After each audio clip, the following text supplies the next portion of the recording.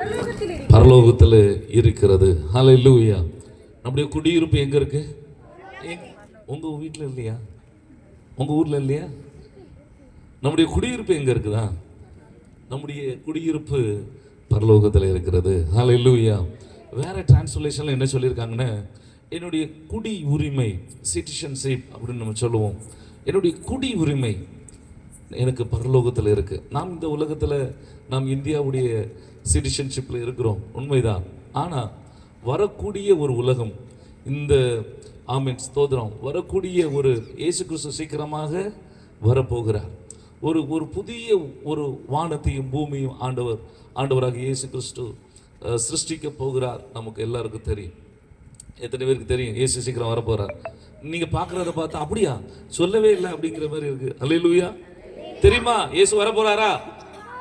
எப்போ வருவார்? எப்போ வருவார்? சீக்கிரமா வரப்போகிறார். ஹல்லேலூயா. எத்தனை பேருக்கு சந்தோஷம்? நல்ல கரங்களை உயர்த்தி ஹல்லேலூயா. எத்தனை பேர் பரலோகத்துக்கு வருவீங்க? ஸ்தோத்திரம். உண்மையை சொல்லணும், ஆண்டவர் சமூகத்தில் இருக்கும். உங்க நிலைமை உங்களுக்கே தெரியும், உங்க மனசாட்சிக்கு தெரியும். இப்போ சொல்லுங்க, எத்தனை பேர் வருவீங்க? கொஞ்சம் கஷ்டம்தான். நம்முடைய குடியுரிமை அல்லது நம்முடைய குடியிருப்பு இங்கன்னு நிறைய பேர் நினைச்சிட்டு இருக்காங்க. இந்த உலகத்துல தான் நான் இனியும் பல ஆண்டுகள் வாழ போறேன், இருந்துட்டு போட்டோம். என்னுடைய தலைமுறையினர் இந்த இடத்துல வாழ போறாங்க, சந்தோஷம்தான். ஆனா ஒரு விஷயத்தை நீங்க புரிஞ்சு கொள்ளணும். ரெண்டு விஷயம் ஒரு மனிதனுக்கும் தெரியாது. என்ன தெரியுமா? நம்முடைய மரண நாள் என்றைக்கு என்று யாருக்குமே தெரியாது. அல்லேலூயா. இன்னொரு விஷயமும் தெரியாது. என்னன்னா, நம்முடைய தேவனாகிய கர்த்தருடைய வருகை என்றைக்குன்னு யாருக்குமே தெரியாது. ஹல்லேலூயா. அவர் வந்துட்டாருன்னா அதோட கதை என்னாச்சு? முடிஞ்சு போச்சு. ஹல்லேலூயா. அப்ப ரெண்டு விஷயம் வந்தாலும் முடிஞ்சு போச்சு. ஒன்று, நம்முடைய மரண நாள் வந்தா நம்ம வாழ்க்கை முடிஞ்சு போச்சு. இன்னொன்று, கர்த்தராகிய இயேசு கிறிஸ்துவுடைய வருகை வந்தா நம்முடைய வாழ்க்கை என்னாச்சு? முடிஞ்சு போச்சு. ஹல்லேலூயா. அதுக்கு பிறகு ஒரு வாழ்க்கை இருக்குது, உண்மைதான், நித்திய வாழ்க்கை. அந்த நித்திய வாழ்க்கையில நாம் எங்க பிரவேசிக்க போகிறோம் என்கிறது தான் கேள்வி. ஐயா, நான் என்ன சொல்றேன்னா, உங்களுக்கு கர்த்தர் 100 வருஷத்தை தரட்டும், ஆயுசு நாட்கள் 100 வருடமா இருக்கட்டும், சந்தோஷம். உங்களுக்கு எக்ஸ்ட்ரா வேணுமா வாங்கிக்கோங்க. நான் இன்னைக்கு கேட்கிற கேள்வி, அதுக்கு அப்புறம் எங்க போறீங்க? ஹல்லேலூயா. நான் சொல்ல புரிஞ்சுதா? ஐயா, நீங்க 100 வயது வரை வாழுங்க.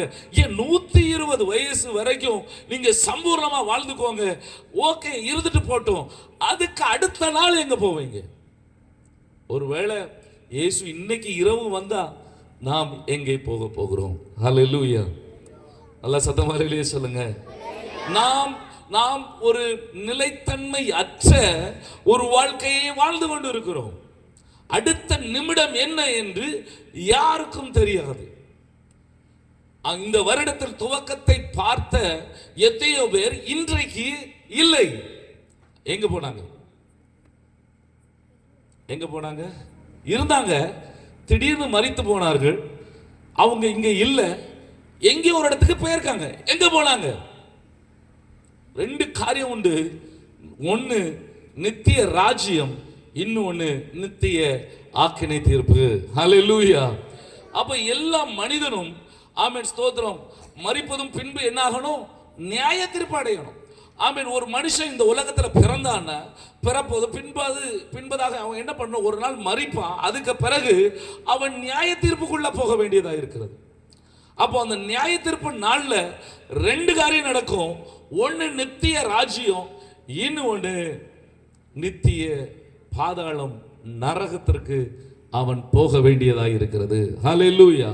எந்தையாவது மரண வீட்டுக்கு போனா நீங்க பார்த்துருக்கீங்களா? எவ்வளவோ எப்படியோ வாழ்ந்திருப்பாங்க. ஆனா அவன் யாரும் அவங்ககிட்ட பேச முடியாது. ஆனா அன்னைக்கு யார்கிட்டையும் பேச மாட்டாங்க அவங்க. ஹல்லேலூயா. பேசுவாங்களா? அது வரைக்கும் நல்ல சண்டை போடுறதுக்கு அவங்கள மாதிரி ஆளே இருக்காது.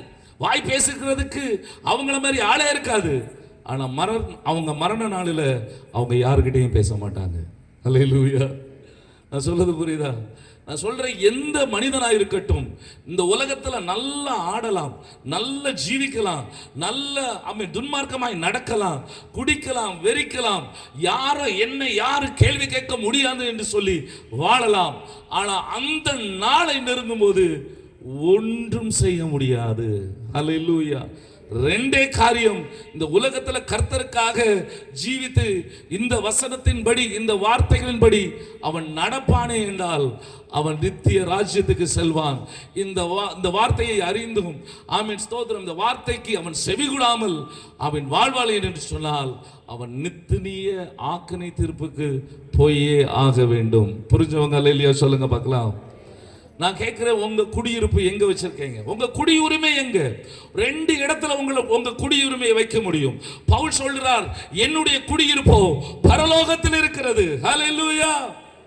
என்னுடைய குடி இருப்பு என்று இங்க சொன்னாலும் ஆமென் ஸ்தோத்திரம், ஆமென். அவர் கிரீக்ல எப்படி இருக்குன்னா, என்னுடைய குடி உரிமை, என்னுடைய குடி உரிமை, எனக்கு ஒரு இடத்துல விசா இருக்கு அல்லது குடியுரிமை இருக்கு. அது எங்க தெரியுமா இருக்கு? அது பரலோகத்தில் இருக்கு. ஆமென். சிலருடைய குடியுரிமை எங்க தெரியுமா இருக்கு? நரகத்தில் இருக்குது. ஹல்லேலூயா. உங்க குடியுரிமை எங்க இருக்கு? வலையிலேயே சொல்லுங்க, உங்க குடியுரிமை எங்க இருக்கு?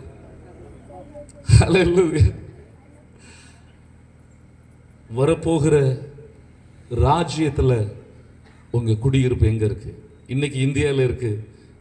இன்னொரு ராஜ்யம் வரப்போகிறது, ஒரு நித்திய வாழ்க்கை வரப்போகிறது. அதனுடைய குடியிருப்பு எங்கே இருக்கிறது? அல்லேலூயா சொல்லுங்களேன். நீங்க நல்லா யோசிங்க, நல்லா யோசிங்க. ஒரு ஐஸ்வர்யவன் பைபிளில் இருந்தான். அவன், நான் நல்லா சம்பாதிப்பேன், என்னுடைய பண்டக சாலையெல்லாம் பெருசாக்குவேன், நான் சம்பாதிச்சதெல்லாம் கொண்டு வச்சு சுகமாக வாழ போகிறேன் அப்படின்னு சொல்லும்போது ஆண்டவர் கேட்பார், இன்று இரவு மதிகேடனே, மதிகேடன் என்னது? முட்டாள் தானே. நம்ம ஊர் வரிசையில் முட்டாளே, மதிகேடனே, இன்று இரவு உன்னுடைய ஜீவன் உன்னை விட்டு பிரியமானால் நீ சம்பாதித்ததெல்லாம் யாருடையதா? மனுஷன் உலகம் முழுவதையும் ஆதாயப்படுத்தினாலும் தன் ஜீவனை நஷ்டப்படுத்தினால் அவனுக்கு லாபம் என்ன?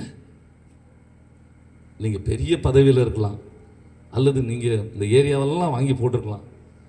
ஆனால் அந்த மரணத்துக்கு அந்த நேரத்தில் அல்லது நித்திய வாழ்க்கைக்கு நீங்கள் நேராக வரும்போது, ஆமென், நீங்கள் உலகம் முழுவதையும் ஆதாயப்படுத்தினாலும் உங்கள் ஜீவனை நஷ்டப்படுத்தினா உங்களுக்கு என்ன லாபம் இருக்குது? ஹல்லேலூயா. நல்லா புரிஞ்சவங்க நல்ல சத்தமா ஹல்லேலூயா சொல்லுங்க. அதனால தான் யோவான் ஆமென் சுவிசேஷத்தை அறிவிக்கும் போது வாசிக்கலாம். மத்தேயு ஆமென் 3வது அதிகாரம் 2வது வசனத்தில்